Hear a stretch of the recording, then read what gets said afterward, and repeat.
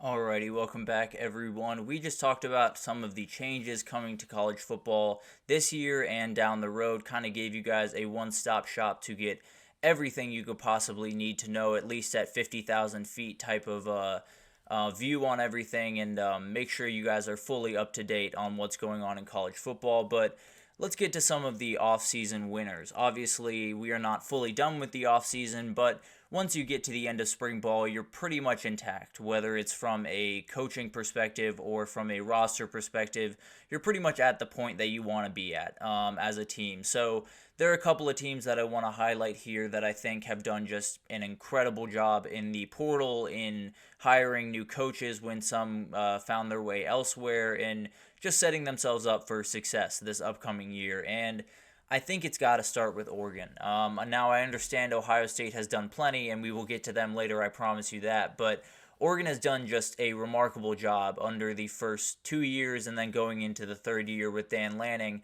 Obviously, last year was spoiled by Washington a couple of times, and they were very, very close to winning both of those games. So it's one of those things that I know Dan Lanning has been sitting for quite some time, kind of stewing on that, and does not want that to be the case this upcoming year. So he did plenty to make sure that didn't happen, and a lot of it was done in the portal. He had probably the best portal class of the entire country. I think that almost might not be an argument, to be totally honest with you. So on the defensive side of the ball, that's where he did, I think, his best work. Yeah, barring, adding the two quarterbacks and everything they did on the offensive side of the ball. You add Jamari Caldwell, you add Derek Harmon, who will be one of the best defensive tackle duos in the country, might be the best behind Mason Graham and Chris Jenkins. I won't do that to them because I think they are on a little bit of a league of their own, but Oregon is right there with them.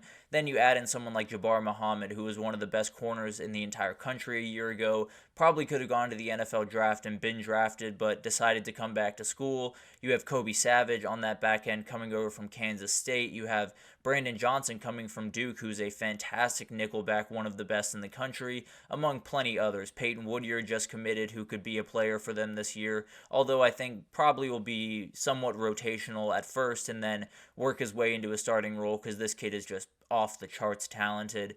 And then you get into the offense, and you got the two quarterbacks they brought in, which is just insane, and Dylan Gabriel and Dante Moore, both just remarkably talented guys that started a year ago that you somehow were able to pull in, and I think they'll feel more than fine about quarterback going forward. Not just these two guys, but plenty of guys they have on that roster can play. So I think they'll be good up there for quite some time at that position. But then you add in Evan Stewart and Matthew Bedford. Evan Stewart, obviously the very talented wide receiver coming over from Texas A&M. Matthew Bedford making his way over from Indiana.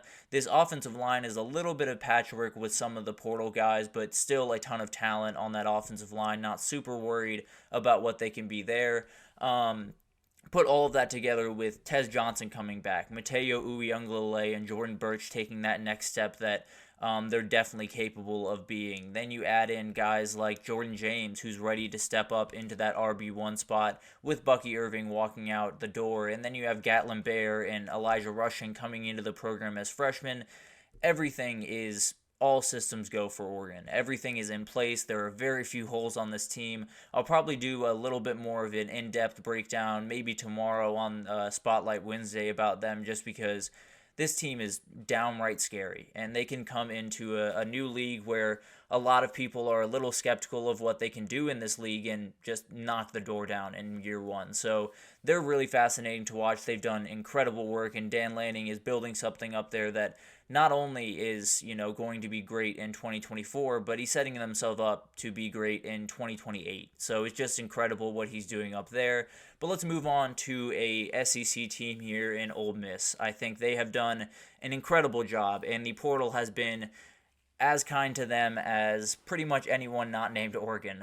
They have gotten a ton of great players from the portal. Now, did lose Quinshon Judkins, who obviously is a big-time player for them, who actually went to the team that we'll talk about here in a second in Ohio State. But with Ole Miss, you added guys like Walter Nolan, Princely Uman-Mielen. You add Isaiah Hamilton late on in the process, Trey Amos on that back end, Brandon Turnage, another one. So that defense really was built out from a talent perspective. Now, all of this needs to be put together by Pete Golding, obviously, but at the end of the day, this talent level compared to last year might be the biggest jump of any side of the ball of any team in the entire country, to be totally honest with you. At least from a talent perspective, the results will obviously show themselves in the fall, but this team has just done work on the defensive side of the ball in the portal. And then you have Henry Parrish coming in, you have Logan Diggs to kind of ease that blow of losing Quinshaw Judkins to Ohio State. And then you have Ulysses Bentley in that running back room as well. Just a very dynamic group.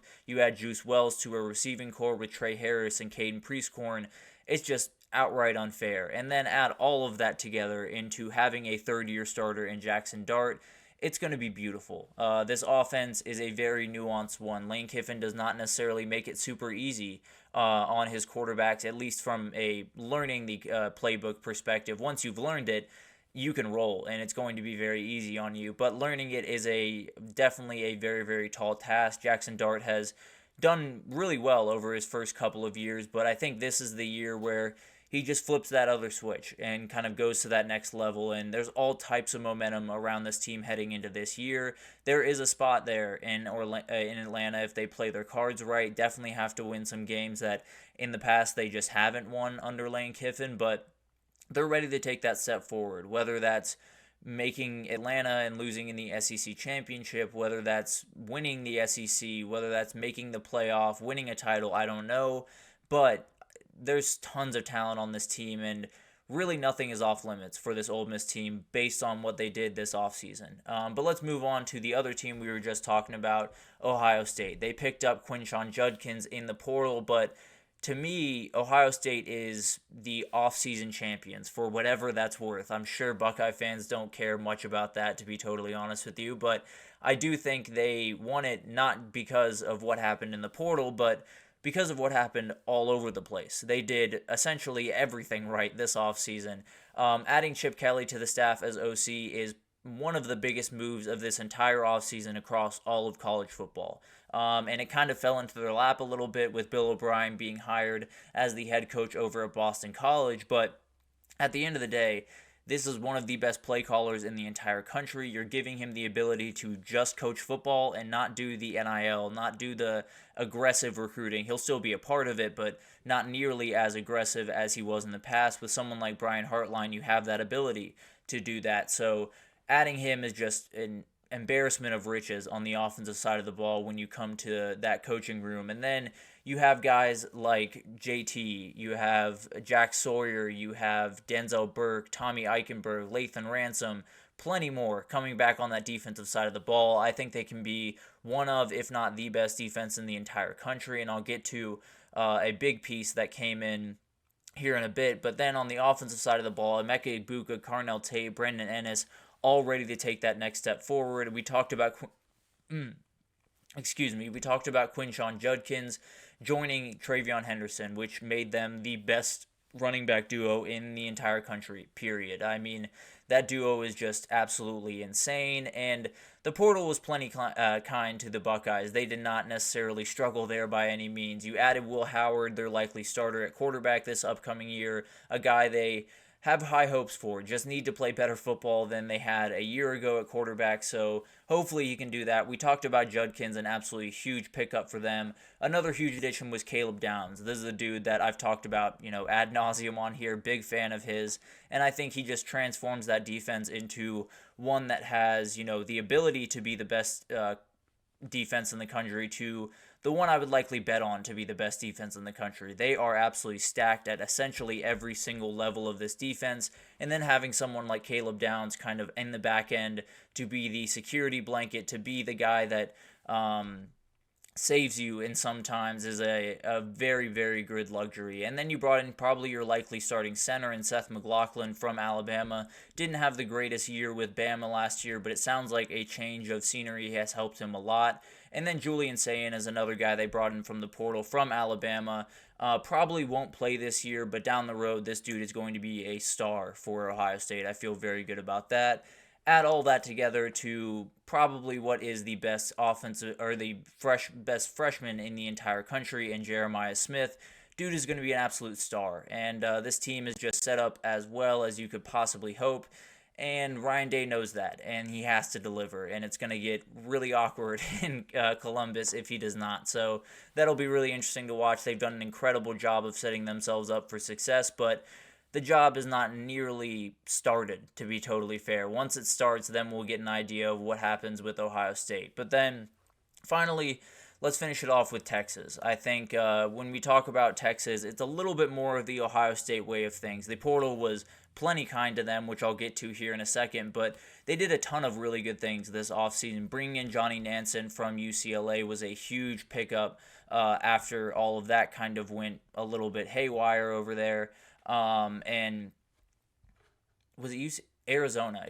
Arizona. He brought him in from, but a great pickup from them. Obviously, replacing Bo Davis was a terrible, terrible thing they had to do because that's the best defensive line coach in the entire country, if you were to ask me. But getting Kenny Baker, it seems like that has gone off to a really, really good start there. But the team is really, really set up for success. You have Quinn Ewers coming back as a 3-year starter. We talked about it with Jackson Dart. Same applies to Quinn Ewers. He should be ready to absolutely roll, fill the massive shoes that he came into college with, being the perfect high school recruit and all of this type of hype. He, has slowly gotten better, and last year was a very good year for him, but there's another place for him to go. There's another step for him to take, and it'll be really interesting to see if he can take that. You have a duo of CJ Baxter and Jaden Blue in the backfield that is going to be just incredible pretty much week in and week out. One of the most experienced and talented offensive lines in the entire country. Kelvin Banks, one of the best tackles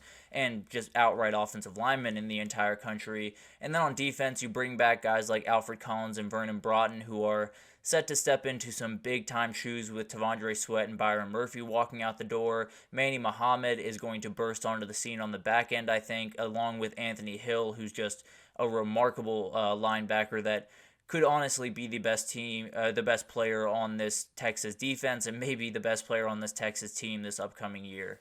And then the portal was plenty kind to Texas as well. They had a ton of receivers to replace with Xavier Worthy, A.D. Mitchell, and Jordan Whittington walking out the door, along with Jatavian Sanders, a very talented pass-catching tight end, walking out the door.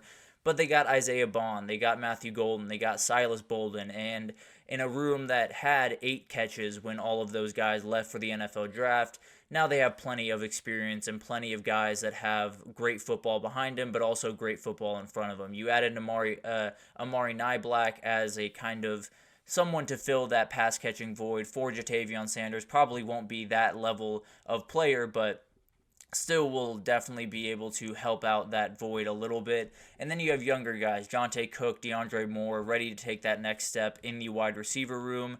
There's so many talented guys in this, especially in this receiving room, that it's going to be tough to cover all of them. I'll be totally honest with you. I expect to see a lot more 10 personnel, which is essentially just 4 wide receivers split out across the field, just because I think that's the best way for Texas to keep defenses on their toes. But it'll be really interesting to watch all that.